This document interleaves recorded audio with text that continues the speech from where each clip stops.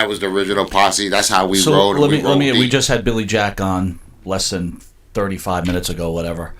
He thinks that Vince murdered woman Benoit, right? We're talking about Nancy Benoit, yeah, and Chris Benoit's son. You got any thoughts on that? My true thoughts on that is I truly believe with this business and the way that everything happens, Chris had his own problems as being a small guy in the big man's business. Okay. Not realizing he was a hell of a talent. Oh my God, yeah. Without anything extra to try to make him bigger or better than what he was. He was a hell of a worker. He had some of the best time. I had some of my best matches probably working with him. Me personally truly believe that it was more of a personal thing, maybe, whether it was pills, drug related, steroids, rage, depression. I mean, you're making, $500,000. They tell you to move. You move your family from Canada to Calgary.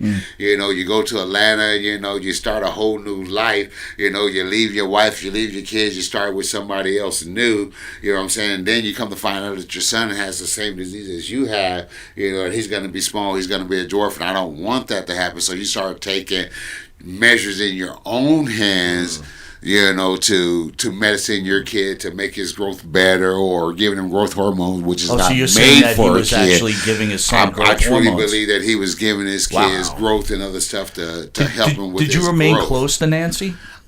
We was always close up until the point in time where she went back, right up to the point where she went back and they started that angle and they got together. Then that's when more or less the posse were, kind of like the boys on the road. If you see the boys, you're talking to them, you're hanging out with them, you're together with them all the time. Yeah. All right, you're going to WWF, I'm still over here and stuff. Right. We're going to talk to each other when we run into each other. Right.